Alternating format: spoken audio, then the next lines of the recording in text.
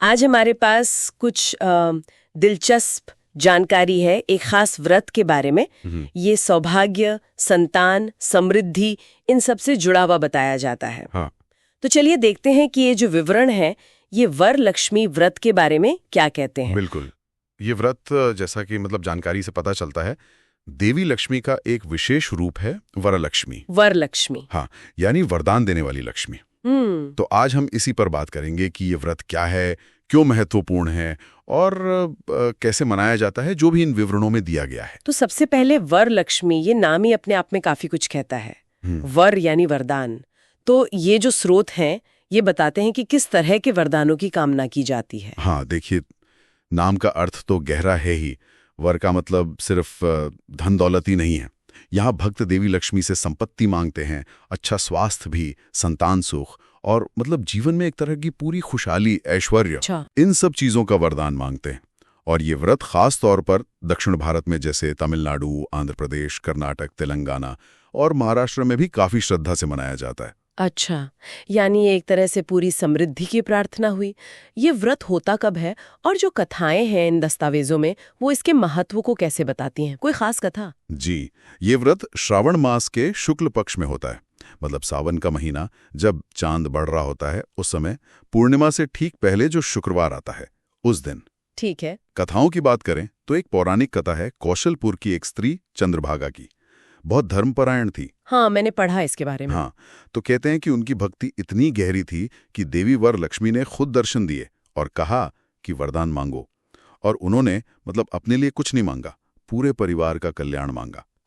तो हाँ, इसी वजह से माना जाता है कि ये व्रत पति की लंबी उम्र के लिए, बच्चों की सुरक्षा के लिए और घर में लक्ष्मी जी हमेशा रहें, इसके लिए बहुत अहम है। और इसी से जुड़ा एक और जिक्र है वो कोयम्बटूर की रेणुका अम्मा वाला। बिल्कुल सही कहा। ये दिखाता है कि आस्था सिर्फ पुरानी कथाओं में ही नहीं है। बिल्कुल सही कहा। रेणुका अम्मा की जो कहानी है कि उन्हें सपने में देवी ने दर्शन दिए और व्रत करने को कहा और फिर उनकी बेटी की शादी की रुकावट दूर हो गई। हाँ, ये दिखाता है कि कैसे ये व्यक्तिगत अनुभव जो हैं और आस्था, ये मिलके इन परंपराओं को आज भी जिंदा रखे हुए हैं।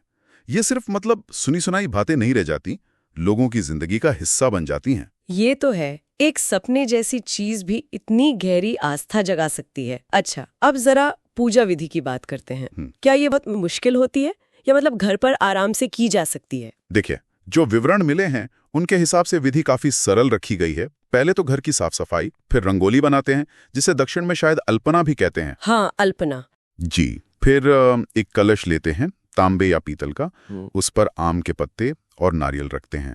उसे देवी का प्रतीक मानकर पूजा जाता है और साथ में माँ लक्ष्मी की कोई मूर्ति या तस्वीर भी रखते हैं। अच्छा, कलश स्थापना हो गई। हाँ। फिर असल पूजा में क्या क्या होता है, क्या चीजें जरूरी बताई गई हैं? कलश स्थापना के बाद हाथ में जल लेकर व्रत का संकल्प लिया जाता है। ये तय करना कि आप व्रत कर रहे हैं। ठीक।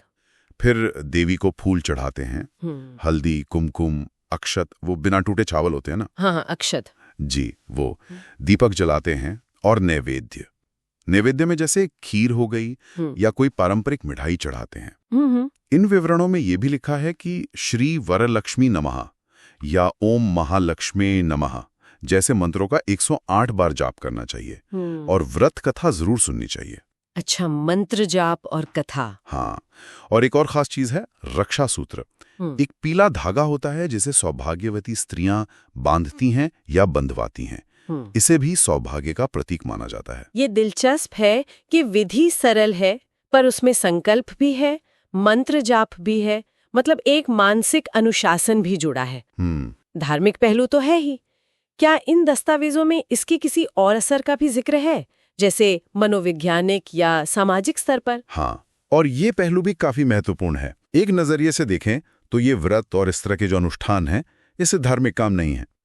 इनसे व्यक्ति का मनोबल बढ़ता है, एक मानसिक शांति मिलती है और अक्सर ये परिवार को जोड़ने का भी एक अवसर बन जाते हैं। सही बात है। जब मन और आपकी ऊर्जा एक पॉजिटिव दिशा में लगती है तो उसका असर तो जिंदगी पर पड़ता ही है। खास तौर पर महिलाओं के लिए ये एक तरह की आध्यात्मिक शक्ति और परिवार में अपने महत्व का एहसास भी करा सकता है। तो कुल मिलाकर इन स्रोतों से जो जानकारी मिली उसके आधार पर हम कह सकते हैं कि वरलक्ष्मी व्रत सिर्फ एक पूजा पाठ नहीं बल्कि आस्था, परिवार और एक सकारात्मक सोच का संगम है।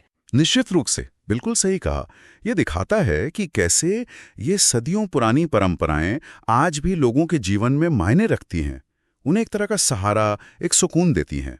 हाँ। और जाते जाते सोचने के लिए एक बात ये भी छोड़ी जा सकती है कि आज की जो भागदौड़ वाली जिंदगी है, उसमें इस तरह की जो आस्थाएं हैं, ये जो सामूहिक अनुष्ठान है, ये व्यक्तिगत शांति बनाए रखने और हमारे सामाजिक रिश्तों को मजबूत करने में आखिर क्या भूमिका निभाते हैं, ये सोचने वाली बात है।